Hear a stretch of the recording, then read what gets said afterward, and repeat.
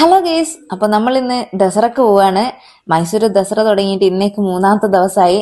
പെട്ടെന്ന് എടുത്ത തീരുമാനമായതുകൊണ്ട് തന്നെ നമ്മൾ ദസറക്ക് എത്താൻ കുറച്ച് ലേറ്റ് ആയി പോയിട്ടുണ്ടായിരുന്നു. ഒരു 12:30 അങ്ങനെയാണ് നമ്മൾ വീട്ടിൽ നിന്ന് തീരുമാനിച്ചിട്ട് ഇറങ്ങുന്നത്. അങ്ങനെ നമ്മൾ ബാവലിക്കാട്ട് കൂടിയാണ് പോയത്. കറക്റ്റ് സമയമായതുകൊണ്ട് തന്നെ നമുക്ക് അത്യാവശ്യം മൃഗങ്ങളൊക്കെ കാണാൻ കഴിഞ്ഞിട്ടുണ്ട്.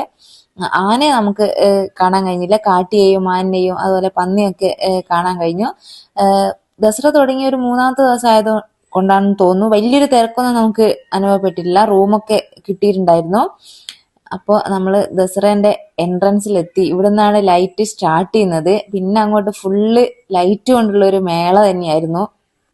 രാത്രി ഇങ്ങനെ ഫുള്ള് ലൈറ്റ് ഇട്ടിട്ടുള്ള ഒരു ഭംഗി ശരിക്ക് പറഞ്ഞറിയിക്കാൻ പറ്റില്ല. അത് നമ്മൾ കണ്ട് തന്നെ ആസ്വദിക്കണം. അവിടെയുള്ള ഏകദേശ കടകളും അതുപോലെ പമ്പുകളും എന്താ പറയാ വീടുകളൊക്കെ ലൈറ്റ് കൊണ്ട് അലങ്കരിച്ചിട്ടുണ്ടായിരുന്നു. പിന്നെ നമുക്ക് പറയേണ്ട ഒരു കാര്യം എന്ന് വെച്ചാൽ അവിടെ കൊച്ചു കുട്ടികൾ ഇങ്ങനെ തണുപ്പത്ത് ആ ഒരു പെയിന്റ് ഒക്കെ മേലൊക്കെ അടിച്ച് ഇങ്ങനെ ഇരുത്തി കാണുമ്പോൾ കാണാൻ നല്ല ഭംഗിയുണ്ടെങ്കിലും കുറച്ച് സങ്കടം തോന്നി. ദസറ സെപ്റ്റംബർ 22 മുതൽ ഒക്ടോബർ 2 വരെയാണ് ഡേറ്റ്. 11 ദിവസത്തെ ഉത്സവമാണ്. മൈസൂരത്തെ വലിയൊരു ഉത്സവം തന്നെയാണ്. പാലസ് ഫുള്ള് ലൈറ്റ് കൊണ്ട് നമുക്ക് കണ്ണെടുക്കാൻ പറ്റാത്ത രീതിയിൽ അലങ്കരിച്ചിട്ടുണ്ട്.